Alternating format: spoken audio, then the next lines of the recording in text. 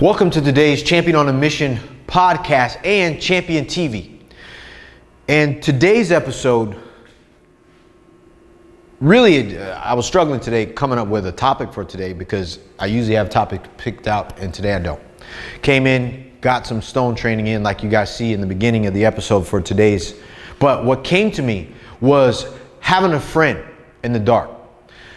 And as you guys know, a few years ago, well, it's been a couple years ago now, before we started this academy, we were training fighters and wrestlers at my house in the yard. At a beachfront house, we had a long driveway, and I went to the doctor and after training, and they were saying that I was going blind. I was going to be blind at the end of the month in this eye. I had a real bad retinal detachment. I had been ignoring it for a while, and before you know it, I had lost maybe about 40% of my vision. So I got emergency surgery. As a matter of fact, it was on my wedding anniversary, April 6th, which is also an anniversary coming up. And during that time, I had to stay face down in this foam, I say it's a fucking toilet seat, foam toilet seat that had my face down in the bed. I could only be up for maybe about 10, 15 minutes within a 24-hour time period, right? And during the first week, I was taking pain medicine, but I got off the pain medicine because I was hallucinating. I had a bunch of shit going on. So even though I was in the bed face down like this, I had patches on both my eyes because I got patchwork over here, and then I got the, whatever it's called, some type of band work that go in around and get some shit put in my eye, right? So during this time, I'm hallucinating. I don't know whether it's nighttime, whether it's dark. I got 2 patches over my eyes. My head is down and I can't get up out of the bed. And the only thing that kept me sane was being able to reach over to my side of the bed and feel my dog Ox, who was super young at the time. And when I stopped taking the medicine for the rest of that month and the rest of the year, I was in constant pain. It felt like somebody had hit me in the face with a fucking sledgehammer. And during those times, the times that I was probably at my worst. My wife was taking care of, Max and Leo and Marquise and my other son, Aaron. And they were doing the things that were required during the time. Going to wrestling practice, going to fight practice, making sure that everything was good. The wrestlers and the fighters were out in the yard doing the training. And they were the ones who kind of kept me going as I was hearing things. But what kept me sane in my darkest moments in those times was my dog Ox. And there was times before those times I wanted to get rid of Ox. He wouldn't listen. He would freaking run off. He would do dumb shit. He was an American Bulldog, so he grew fast and he was big. So he wasn't a little dog, even as a pup. But the times when I was at my worst, the time when I was feeling like shit, the times where I can barely know whether, like I said, night, dark, whether my family was around or whether they're not, whether I was drugged up on medication or whether I was in excruciating fucking pain, not on the medication. The only sanity that I had was I had a friend next to me that wouldn't leave my side.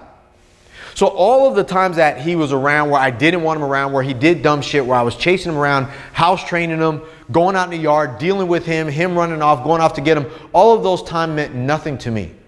Because at the time when I really needed him, he was there and he never left my side, right? So fast forward years, maybe last month, maybe November? I had to put him down. And that was one of the saddest times for me because I went to training here. We have our Tough Guy Tuesday, which is our fight night. So we do submission wrestling and we do combatives. And I came home and I let him out in the middle of the night, and he ran out in the grass and he ran back in the house and he was fine. And then the next morning, he didn't get up off the ground. And Ox was about 8.5, somewhere in there. But because he never got up off the ground, I never really thought anything of it. I was like, maybe he's stiff or something like that, and he just never got up. So I spent the next day picking him up, and Ox was about 110 pounds, picking him up, bear hug, carrying him outside, putting him in the grass. He would just flop over. And he was in pain because every time I moved him, he would scream, man, and it brought tears to my eyes. He was like one of our kids. And through picking him up in the middle of the night, carrying him outside, caring for him the same way that he carried me through my darkest times. I'll be honest, man, my back was hurting. I was exhausted picking him up, laying him in the grass. He started going to the bathroom on himself. He was covered in piss and, pissing in the area where he slept, and we were always cleaning him, bringing him out in the grass. He would scream when I picked him up. I was bringing him in and out of the house maybe 6 or 7 times a night because he just couldn't do anything. And I brought him to the vet, and they gave me a couple of different options. One, cut his leg off. The other one was have surgery, but it wasn't guaranteed. And/or just continue doing what we're doing, giving him pain medicine and seeing how things would work out for him. And that may last. for maybe, I don't know, 3-4 months before we decipher whether we have to do surgery and we go through the whole rigmarole. And I was like, okay, we'll figure this out. So I carried him around for the next day or so, and then the doctors called and I talked to them. I was like, what are the real options? And they told me. And they're like, you know, Vic, this is about you. You're keeping him around for you right now because this isn't what's best for him. And they were like, we told you what the options are. And man, I cried. I'll be honest with you. I was on the way to another appointment and I canceled that appointment and I was like, fuck man, I gotta do this. And what stood out to me was that he was always there for me. And for the first time, I was like, man, I gotta be there for him in a different way than I had been in the past. He was truly my friend. Like, you guys hear me talk about my dark path and the years that I went back rebuilding my marriage, rebuilding myself, going blind, doing the shit that I had to do so far as build this academy, build up to Champion Army, all that stuff. Man, there's been some really fucking dark times, even in my real estate game, where I've got screwed over by partners, even in this last deal, screwed over by a partner where we did the work. Like, all of that true frustration came. And I always had somebody there going through the dark times with me. I never fought that battle alone. Now, maybe it wasn't always another human being, but Ox was there for me. And I know some of you guys that don't have a dog, you don't give a shit, but that was like my best friend. That was an unconditional friend. It was a brother to me. And it brings me to this. A lot of guys out there do go through their own hell and they go through their own pain, whether it's rebuilding their marriage, maybe their relationship's not right. Maybe they're failing in their business, or they're not doing marketing, they're not getting the money that they want. Maybe they're not connecting with their kids and they are going through that battle alone. They don't have somebody on their team to look after them when proverbial patches are over their eyes, where they're hallucinating and going through all their shit, where their mind is playing tricks on them, where they can't see the light at the end of the tunnel. And they're going through that thing without being able to reach on the side of the bed like I did and just know that somebody's there for me. Even if that person can't help, to just know that you're not going through the bullshit by themselves, right? And a lot of times when men apply to come into Champion and to go through our 3-day experience, or to come through the 5-week training or the mission, or to join the Army long term, their applications tend to say the same thing. I want to be the man that I know I'm supposed to be for my wife and for my kids. I want to build this empire, this business that I want to, driven by my purpose, so I can make the money that I know I'm supposed to, so I can provide for my family and build the business that I've dreamed of.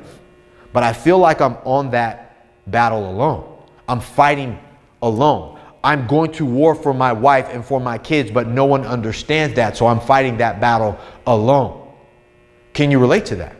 Unfortunately, a lot of men tend to lay in bed, face down, blindfolded, drugged up, numbing the pain of what is in their lives, with no one to stick their hand out on the side to say, dude, it's going to be okay. You have to go through your own pain, but I'm here. Ox was that for me. Unfortunately, what we do is we tend to go to our friends that don't get it. And when we try to express our darkness, they make us feel shitty for it. They tell us things will be okay, but that doesn't fucking help. That doesn't offer any answers to guys like us. A lot of times what we need is a brother to stand next to us during those darkest moments, that guide us and walk next to us, but they don't solve it for us. They don't tell us what to do. They don't carry us. They don't save us. They don't become our heroes, but what they do is they become that bonded confidant to us. We know if we take the next step, this person will be here. He's not fucking going anywhere. And they got our backs. So Ox was that for me. We started off this conversation about my dog Ox. Ox was that. He was on my team and he was actually fighting for the same things. He was protecting my kids. He was protecting my wife when I was gone. He protected my household. He protected me. I protected him when he couldn't protect himself when he was young. You see, don't you want that as a brotherhood? So if you think about those things, even for the men who want to come into this brotherhood, or if you listen to this podcast as a podcast, or if you're watching this as the Champion TV episode, your friends in the dark are going to be your perfect guide. That is the bond that you are going to need. It doesn't make sense if you just go after your friends who are cool with you when shit's good. Your drinking buddies, the guys who want to hang out for the fights, the guys who want to hang out for the sports shit, the guys who want to talk about stuff and never fucking go anywhere. Those are good friends to have, but they aren't real friends when you fucking need them. The friends that'll stand by you at your darkest hour. Those are the real ones. That's more of a brotherhood. That is not someone you go to random. That's a person who will hold you to being the person that you know you're supposed to be. I truly believe that through all the shit that I went through, that I was with Ox. Ox knew who I was gonna be, supposed to be. He understood because he didn't run away. He didn't say, shit's gonna be good, and then he was fucking gone. I couldn't find him. Now, on these roads, I lost a lot of people that were cool with me. I lost a lot of friends or so-called friends. I went through hell, and some of those people fucking turned on me. I had business partners. Some of those business partners screwed me over. I had family who shit on me, who said, oh, you're not going to be able to do this. You're not going to be able to do that. Even if they saw what I was doing, they still were kind of like on my team, but not on my team. And I don't know if you're a guy like me, I'm sure you can probably fucking relate to that. Because like I said, if you're a champion man, you go against the status quo. That means that status quo sometimes is the people closest to you, telling you what you can or cannot fucking do. Not because they don't believe in you, it's because they've given up hope and they don't fucking believe in themselves. Right? But it's our responsibility as men to go, you know what? No, that's not what I want for my wife, for my kids. That is not the life that we want for us. So we go off and we fight against what we've been taught, conditioned to believe that other people telling us is not for us, sometimes family, sometimes friends, and we do the shit that's good for us. And at those moments, you do need a brotherhood. You need a bond with some people who are not going to leave your fucking side when it's dark and you're bandaged up and you're drugged up and you are going through the shit that you have to as it relates to getting what you want. That was Ox for me. And it was the toughest moment in my fucking life to have to go into the doctors and put him down. And at the moment that he went down, I was there. I had to be there for that. I cried. It was almost like losing one of my fucking kids. Even talking about it now gets me emotional because that was an emotional thing for me. That was so real.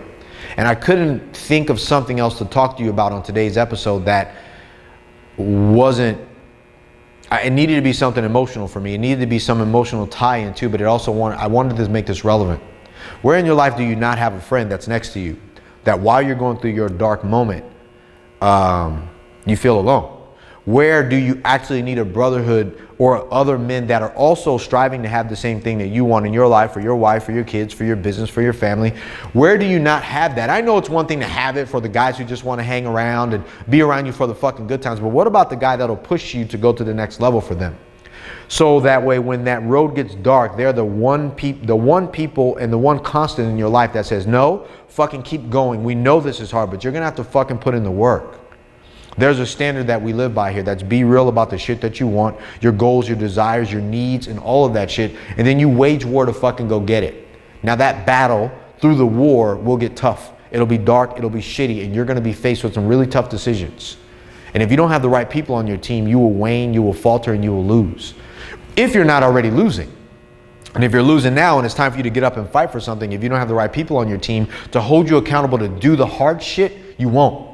Because I can tell you, man, if you're in your darkest hour, man, it is fucking dark for a reason. Like DMX said, it's dark and hell is hot, right? Like it burns on the way to the fucking light. But if you aren't okay in your darkness to be able to walk that path with people who are also going to walk it with you and hold you accountable to get there, you may not get there.